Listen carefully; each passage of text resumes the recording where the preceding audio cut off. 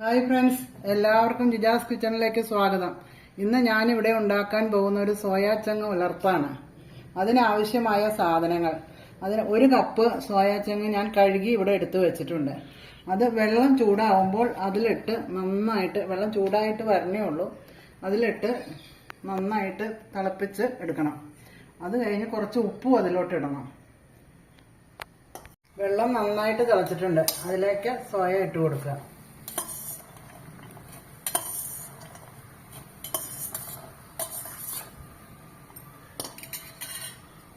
കുറച്ച് ഉപ്പിട്ട് കൊടുക്കുക.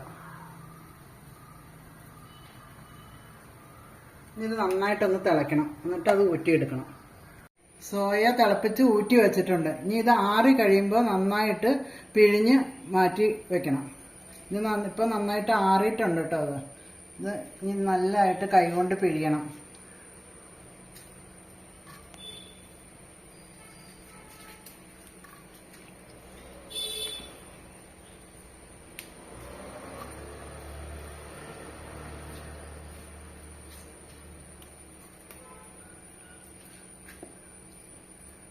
സോയ നന്നായിട്ട് പിഴിഞ്ഞു വെച്ചിട്ടുണ്ട്.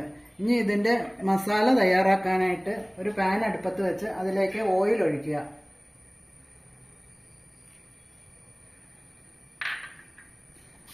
ഓയിൽ ചൂടായിട്ട് വരുമ്പോൾ ഒരു ചെറിയ സവാള,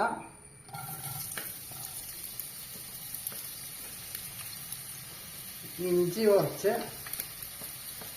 പച്ചമുളക് ഒരു 2-3 എണ്ണം, വെളുത്തുള്ളി ഒരു 2-4 അല്ലി, വേപ്പില, ഇതെല്ലാം കൂടി ഇട്ട് നന്നായിട്ട് വഴറ്റുക.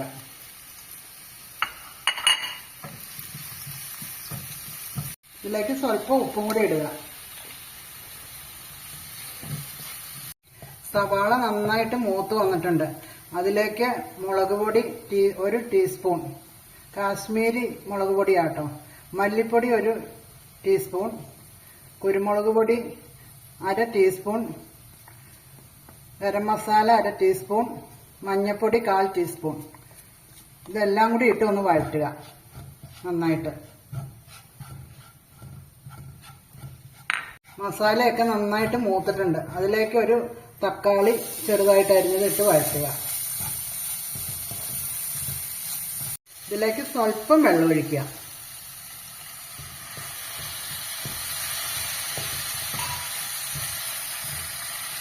മസാലയൊക്കെ നന്നായിട്ട് മൂത്തിട്ടുണ്ട്. അതിലേക്ക് സോയ ഇടുക. ഇത് ചെറിയ സോയ ആട്ടോ, വലുതാണെങ്കിൽ അരിഞ്ഞിടണം. എന്നിട്ട് നന്നായിട്ട് മിക്സ് ചെയ്യണം.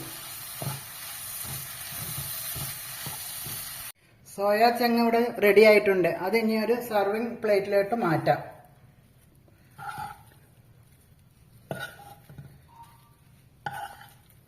സോയ ഉലർത്തിയത് ഇവിടെ റെഡി ആയിട്ടുണ്ട്. ഇത് എല്ലാവരും ഒന്ന് ട്രൈ ചെയ്ത് നോക്കണം. ഇത് ഇഷ്ടമായ എല്ലാവരും ലൈക്ക് ചെയ്യണം, ഷെയർ ചെയ്യണം, സബ്സ്ക്രൈബ് ചെയ്യണം. അടുത്ത വീഡിയോ ആയിട്ട് വരുന്നവരെ എല്ലാവർക്കും ബൈ.